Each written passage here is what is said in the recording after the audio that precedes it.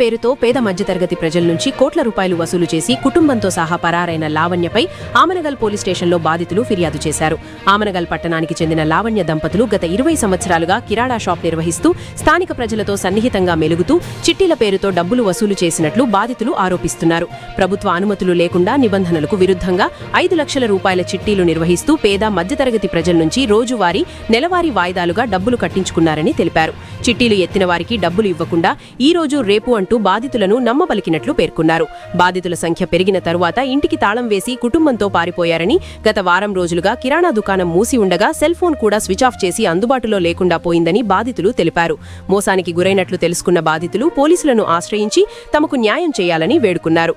ఈ మేరకు ఆమనగల్ పోలీస్ స్టేషన్లో ఎస్ఐ వెంకటేష్ కేసు నమోదు చేసి మోసానికి పాల్పడిన లావణ్యను త్వరలో కస్టడీలోకి తీసుకుని విచారణ జరిపించి బాధితులకు న్యాయం చేస్తామని హామీ ఇచ్చారు.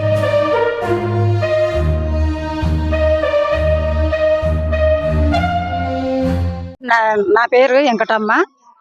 నేను కన్నా ఆకిన్లు ఊడ్చి కన్నా సిప్పలు కడిగి రూపాయి జమ చేసుకొని మందిళ్ళ బాసాన్లు తోమి నేను సిట్టి వేసుకున్నా సార్. నేను ఇల్లు కట్టుకున్నా సార్. ఇల్లు కట్టుకొని ఆమె తాను సిట్టి వేసిన. ఇంకా ఫస్ట్ సిట్టి వేస్తాను, అది జరుపుకుంటా ఇప్పుడు 12 నెలలు అవుతుంది సార్. 12 నెలలు అవుతుంది, నా ఇల్లు అట్లే ఆగిపోయింది.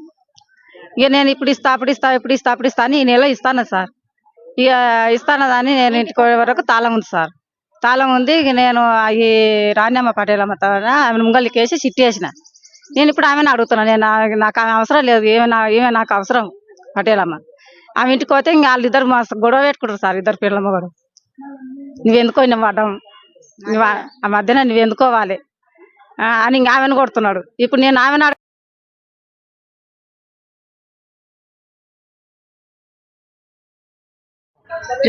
5 లక్షల చిట్టీలు వేసినాం లావణ్య అనే పర్సన్ దగ్గర.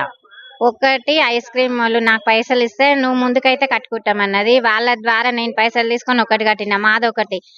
5 లక్షల చిట్టీలు కట్టినాము. ఒకటి మా ఇంటికాడ పనిచేస్తుంది వెంకటమ్మ, ఆకి లూకుతుంది. వేరే వాళ్ళతో నాకిని లూకిన పైసలు కూడా ఆమె నాకు తెచ్చిస్తే నెలకు 6,500 ఆమె 2 లక్షల చిట్టి కట్టిన. ఈ నెల 10 తారీఖు కన్నా వచ్చే నెల 10 తారీఖు కన్నా తప్పకుండా ఇస్తా అన్నది. ఆమె పైసలు నా పైసలు 12 లక్షలు ఉన్నాయి. ఐస్ క్రీమ్ 5 లక్షలు, వెంకటమ్మ 2 లక్షలు, మావి 5 లక్షలు. వాళ్ళ ప్లాట్ పేపర్లు మా దగ్గర పెట్టుకొని 4 లక్షలన్నర తీసుకుపోయింది. ఇవన్నీ ప్లాట్ అమ్మి నీకు 60 రోజులలో ఇస్తా అని బాండ్ పేపర్ రాసిచ్చింది. నెల అవుతుంది. ప్లాట్ ఏమో 28 తారీఖు 18 తారీఖు అమ్మేసుకుంది. ఆ ప్లాట్ పేపర్లు మా దగ్గర పెట్టింది. ప్లాట్ అమ్ముకునేలా అవుతుంది. చిట్టీల కిందకి అయిపోయినాక ఎందుకు ఇస్తలేవే లావణ్య పైసలు కావాలంటే, ప్లాట్ అమ్మి ఇస్తా కానీ ఇప్పటి దగ్గర ప్లాట్ పేపర్లు ఒరిజినల్ నా దగ్గరనే ఉన్నాయి. మధ్యలోనే చిట్టీలు అడిగినా వెంకటమ్మ చిట్టి పైసలకు, ఐస్ క్రీమ్ వల్ల చిట్టి పైసలకు, మా చిట్టి పైసలకు ఒరిజినల్ ప్లాట్ పేపర్లు పెట్టింది. యాదగిరిగుట్ట భువనగిరిలో ఉందన్నది. యాదగిరిగుట్ట దగ్గర భువనగిరిలో ప్లాట్ ఉందన్నది. నన్ను సంవత్సరం సంది ప్లాట్ ఉందని నమ్మిచ్చింది. ఇప్పుడు ప్లాట్ అమ్మి నీకు 60 రోజులలో ఇస్తాను 6 తారీఖు నాడు ప్లాట్ పేపర్లు తీసుకుపోయింది. అమ్మి డబ్బులు ఇస్తాను ఈ పేపర్ రాసిచ్చింది. ఈ బాండ్ ఉంది నా దగ్గర. ఆమె ఒరిజినల్ ప్లాట్ పేపర్లు తీసుకొని జీరాక్స్లు నా దగ్గర పెట్టింది. మళ్ళీ ప్లాట్ పేపర్లు పెట్టినట్టు 4 లక్షలన్నర బాండ్ ఉంది. ఇక్కడ ఇదొకటి రాసిచ్చింది. ఇవన్నీ పెట్టింది, ప్లాట్ అమ్ముకుంది. ఇప్పుడు మాకు న్యాయం జరగాలని పోలీస్ స్టేషన్కి వచ్చినాం. చేస్తాము అంటుండ్రు. 3 రోజుల సంది వస్తే ఇలా చేస్తాము అంటుండ్రు. న్యాయం చేస్తాం అంటుండ్రు. కంప్లైంట్ తీసుకుంటాం అంటుండ్రు. న్యాయం జరగాలి మాకు. నేను పేదల పైసలు వాళ్ళు రెక్కల కష్టం చేసుకునే వాళ్ళు నా చేతికి ఇస్తే నేను కట్టినా. ఇప్పుడు వాళ్ళు నా ఇంటి మీదకి వస్తే వాళ్ళ ఇంటికాడనన్నా చనిపోతాం, మీ ఇంటికాడనన్నా చనిపోతాం అంటారు వాళ్ళు. నేనేతురు ఇప్పుడు ఐస్ క్రీమ్ వల్ల నా ఇంటి మీదకి వస్తారు. అవి మా చెల్లె పైసలు. నువ్వు ఇయ్యి అక్క కంటే నేను కట్టి మా చెల్లె పైసలు ఐస్ క్రీమ్ వల్ల నాయి కూడా కావు. మా చెల్లెకి ఇవ్వాలి. నేను ఈ ఆకలి ఉడుచుతామే నీకు తెచ్చిచ్చిన పటేలమ్మ, నేను మీ ఇంటికన్నా 4 ఇంటికన్నా పెట్రోల్ పోసి కాలు పెట్టుకుంటా అంటుంది. ఐస్ క్రీమ్ వాళ్ళ కోసము మా ఆకలి ఉడిచే వెంకటమ్మ కోసం బయటకు వచ్చినా నేను పోలీస్ స్టేషన్ లో న్యాయం జరగాలని. నా పైసలు అంటే చిట్టి పైసలు, మేమేమన్నా కష్టపడతామేమో. వీళ్ళ కోసం న్యాయం జరగాలి నాకు. వీళ్ళయన్నా రావాలి నాకు. వీళ్ళిద్దరివి అక్కడ ఐస్ క్రీమ్ వల్ల 5 లక్షల చిట్టి కట్టిన వాళ్ళు ఇస్తే, ఈమె 2 లక్షల చిట్టి కట్టిన. నా చేతికి ఇస్తే ఒకసారి 20,000 వాళ్ళు తీసుకపోతే నేను ముందుకైతేనే తీసుకుంటున్నది. ఆమె ఏం చేసింది, వెంకటమ్మ మా కొడుకు చేతికి ఇచ్చింది. మా కొడుకు కట్టొచ్చిండు. అది మమ్మల్ని ముందలకు చేసింది. ఆమె లవన్నే చేసింది. మేము ముందుకైతే కట్టుకుంటామన్నది. అది వెంకటమ్మని అడిగి తెలుసుకోండి కావాలంటే. వాళ్ళ కోసం వాళ్ళకన్నా న్యాయం జరగాలని నేను బయటకు వచ్చిన, పోలీస్ స్టేషన్కి వచ్చిన. నా పేరు మహేశ్వరి. నేను 5 లక్షల చిట్టి లావణ్య అనే ఆమె దగ్గర వేసిన. డిసెంబర్లో ఇస్తానని చెప్పింది. మొత్తం చిట్టి 5 లక్షల చిట్టి కట్టేశాను. డిసెంబర్లో ఇస్తానని చెప్పింది, ఇయ్యలేదు. మళ్ళీ ఇంటికి పోయి అడిగితే డిసెంబర్ కాదు బుజ్జి, ఎవ్వరు ఇస్తలేరే, ఒక 5 ఫిబ్రవరి 5వ తారీఖు తప్పకుండా ఇస్తాను, నీకు మళ్ళీ అడిగిపించుకోను అని చెప్పేసింది. వాయిస్ రికార్డు కూడా రికార్డ్ చేసుకున్నా. ఇప్పుడు మళ్ళీ వాళ్ళ ఇంటికి పోయి చూస్తే తాళాలు వేసింది. మా పిల్లలు చదువుకునేటోళ్ళు వచ్చేసారి ఇప్పుడు ఎగ్జామ్ ఫీజులు కట్టాలి, మేము స్కూల్ ఫీజులు కట్టాలి. ఉన్న పైసలు మొత్తం మేము వాచ్మెన్ పని చేసుకుంటా, నేను కష్టపడి సంపాదించిన స్కూల్కి మేము కిలోమీటర్ దూరంలో నడుచుకుంటా పని చేసుకుంటాం. ఈ మొత్తం పైసలు దాని చేతులకే ఇచ్చినాము. మాకు ఎట్లా న్యాయం జరుగుతుంది? మా పైసలు మాకు ఇవ్వాలి. ఆమె మా ఇంటి అయిపోయి మాకేం తెలియదు. ఇంటికి పోయి చూస్తే తాళం వేస్తుంది. ఫోన్ చేస్తే 3 రోజులు 4 రోజుల నుంచి ఫోన్ స్విచ్ ఆఫ్ వస్తుంది. ఏం చేయాలని అడిగే లోపు మా టెన్షన్ల లోపే మాకు ఐపీ నుంచి మాకు లాయర్ నుంచి ఒక నోటీస్ వచ్చింది, ఆమెను ఏమనొద్దు ఏం చేయొద్దు అని. మరి ఆమె ఒక్కదాని ప్రాణాల గురించి చూసుకుంటారా? మేము ఇంతమంది మరి మా దగ్గర ఉండి లేక ఆకిలుకుండేటోళ్ళు, పని చేసుకుంటేటోళ్ళు, ఇళ్లలో పని చేసేటోళ్ళు అందరు పైసలు ఒక్కొక్క రూపాయి జమ చేసి ఈమె కోసమే మేము సంపాదించినామా? అంటే మీరు ఆ ఒక్కదాని ప్రాణం గురించి ఆలోచిస్తారు కానీ మరి ఇంతమంది ప్రాణాల గురించి ఆలోచించదా కోర్టు? ఏ రకంగా ఆమెకు ఆ న్యాయంగా ఆమెకు ఏమనొద్దు చేయొద్దు అంటే మరి మా ప్రాణాలకు మేము కష్టపడి మా పిల్లల కోసం సంపాదించినామా? ఆమె ప్రాణాలు కాపాడతారా మీరు ఒక్కదానివి? మరి మేము కూడా కష్టపడి మేము సంపాదించుకున్న పైసలు ఇప్పుడు కొంతమంది ఉన్నోళ్ళు, కొంతమంది 60 మందిలో ఒక 10 మంది మాత్రమే మేము బయటకు వచ్చినాం. మరి మిగతా వాళ్ళు ఏం చేస్తున్నారు? వాళ్ళకి ఎక్కువ పైసలు ఉన్నాయేమో, వాళ్ళు బయటికి రావట్లేదు. అంటే మాకు పిల్లలు సంసారం ఏం లేదా మేము బయటికి రానికి? వాళ్ళు మేమేమో కష్టపడుకుంటాం, మేము కష్టపడి సంపాదించిన పైసలు వాళ్ళు మిగతా వాళ్ళు వస్తారో రారో మాకు తెలియదు. మా పైసలు మాకు ఖచ్చితంగా నాకు ఈ పోలీస్ స్టేషన్ కు మేము 3 రోజుల నుంచి వస్తున్నాం. సార్ ఏమన్నాడంటే ఫోన్ మేము చూస్తున్నామమ్మ, వాళ్ళు కూడా ఏమంటారు మీరు ఇమీడియట్ గా ఇప్పుడు కేసు పెట్టంగానే కాదమ్మా, కొంచెం టైం పడుతుంది, టైం పట్టినది 2 రోజులు చూద్దాము, ఫోన్ ఎత్తుతుందేమో చూద్దాము, 2-3 రోజుల నుంచి చూద్దామంటే 2-3 రోజుల నుంచి వస్తున్నాం సార్. వచ్చినాక కూడా సార్ ఏమంటుండు, ఈ రోజు మీరు ఎంతమంది రాని వాళ్ళ గురించి వదిలేయండి అమ్మ, వచ్చిన వాళ్ళందరూ రండి చూద్దాం, మేము ఈ రోజు అయితే కేసు పెడతామంటారు. మాకు ఎట్లనైనా మా ఫైల్ చేయండి సార్, మా పైసలు మాకు ఇప్పియండి. ఆమె దగ్గర లేవు అని ఒక మాట చెప్పినంత అయిపోతుందా సార్? మేము ఒక్కొక్క నెల మాకు 9,000 రూపాయల జీతంతో నెల కష్టపడుకుంటాం, మా ఇంట్లో సంసారం ఎట్లా తీసుకుంటాం, దానికి ఇచ్చినాం. మరి ఆమె దగ్గర లేవని మీరు ఆమెకు సపోర్ట్ చేసి కోర్టు అయితే ఎట్లా సపోర్ట్ చేస్తుంది? మరి మా ప్రాణాలకు హానివారు, మేము కూడా చనిపోతాం, ఆమె చనిపోతుంది నాకు ఇబ్బంది అవుతుందని ఒక్క ప్రాణాన్ని చూస్తారా? మరి మేము కూడా మా పిల్లల కోసము మాకు ఎగ్జామ్ ఫీజులు ఉన్నాయనే కదా మేము కష్టపడి కట్టింది. మరి మా పైసలు ఏం చేసింది ఆమె? అది మాకు ప్రూఫ్ కావాలి. ఆమె వచ్చి మాకు సమాధానం చెప్పాలి. దానికి మీరు ఈ పోలీస్ అధికారులు మాకు సహాయం చేయాలి. కోర్టు చేస్తారా ఎవరు చేస్తారో తెలియదు. ఇప్పుడు ఆమె ప్రాణానికి మీరు విలువనిస్తున్నారు కదా, మా ప్రాణానికి కూడా మరి మేము కూడా చచ్చిపోతాం. మా ఇంట్లో కూడా మమ్మల్ని కూడా తిడుతున్నారు మా పిల్లలు. కానీ ఏం చేసినావు, ఆమెకి ఎందుకు ఇచ్చినావు పైసలు, ఏదైనా బ్యాంకులో పెట్టుకుంటే అయిపోతుంది అంటే చెట్టు వేస్తే 10 రూపాయలు ఒక్కనాడు వస్తే దేనికన్నా అయితే ఫీజులకు గడిగడికి ఎవరు అడగొద్దని మేము జమ చేసుకున్నాం. నమస్తే అండి. మేము గత 2 ఏళ్ల నుంచి లవణ్య అన్న పర్సన్ దగ్గర ఇక్కడ మాకు తెలిసిన వ్యక్తి నుంచి చిట్టి పెట్టినాము. చిట్టి పెట్టినప్పుడు ఫస్ట్ 1 lakh చిట్టి ఇచ్చింది.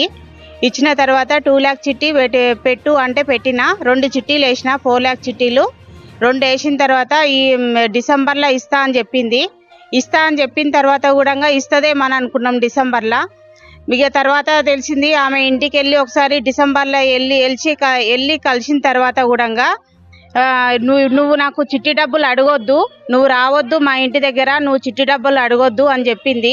బెదిరించినట్టు మాట్లాడితే మళ్ళా ఒక 10 days గ్యాప్ ఇచ్చి వెళ్ళి మళ్ళీ మాట్లాడడం జరిగిందండి. అక్కడ మాట్లాడినా కానీ ఏ రకంగా చెప్పినా కానీ ఆమె నాకైతే దగ్గరికి రానిచ్చి మాట్లాడినిచ్చి అంతే నాకు డైరెక్ట్గా మాట్లాడి కూల్గా నీకు ఇప్పుడు ఇస్తా, నేను ఇంత అమౌంట్ వెళ్తుంది ఇస్తా అని కూడా చెప్పలేదు. నేను కట్టిన కాడ నాకు ఇచ్చేసేయమని చెప్పిన. నేను అట్లా చెప్పినా కానీ నువ్వు వచ్చి నాకు అమౌంట్ అడిగితే నేను ఊరేసుకొని చచ్చిపోతా అని బెదిరించింది నన్ను. బెదిరిస్తే నేను మొత్తం డిసెంబర్ మొత్తం వదిలేసిన, జనవరి వదిలేసి అమౌంట్ ఇచ్చేసిన. ఏమో ఇస్తుందో ఏమో ఇక చూద్దాం, ఫిబ్రవరిలో ఇస్తా అని చెప్పింది. ఫిబ్రవరిలో ఇస్తా అంటే మరి ఇస్తుందో ఏమో అని చెప్పేసి నేను చిట్టి డబ్బులు మిగతావి కట్టేద్దాం అనేసి వచ్చిన. నేను మొన్న 3 days అవుతుంది. ఆ 3 days నుంచి కూడా అమౌంట్ ఇస్తుందేమో అని చెప్పేసి అక్కడ పోతే ఇంటికి తాళం ఉన్నది ఏంది అని చెప్పేసి మా గ్రూప్లో ఉన్న వాళ్ళకి నేను మెసేజ్ ఎక్కడ వెళ్ళింది మేమీ తెలుస్తలేదు అని అంటే లేదు ఆమె వెళ్ళిపోయింది ఎటో అని చెప్పిర్రు. ఇక తర్వాత అందరికీ లాయర్ ద్వారా ఐపీ నోటీసులు పంపించడం జరిగింది. ఆ నోటీసుల ద్వారా అందరు ఫోన్లలో మాట్లాడుకుంటారు తప్ప ఒక 60 మంది ఉన్నారండి ఈ చిట్టీలు పెట్టి. అందరు ఉన్నవాళ్ళు కాదు, లేకనే ఈ చిట్టీలు పెట్టుకుంటారు.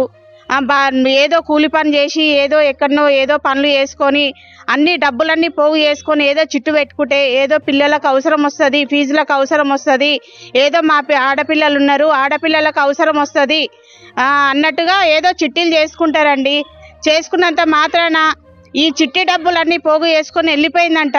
తెలియదు 2-3 కోట్లు తీసుకొని వెళ్ళిపోయిందంట. లవణ్య అనే పర్సన్ మాకు ఇప్పటిదాకా తెలియదు. 3 రోజుల సంది పిఎస్కి వస్తున్నాము, మాకు ఇంకా ఏది లేదు. సార్ వాళ్ళు రేపు చేస్తాం ఎల్లుండి చేస్తామని 3 రోజుల సంది మేము తిరుగుతూనే ఉన్నాము.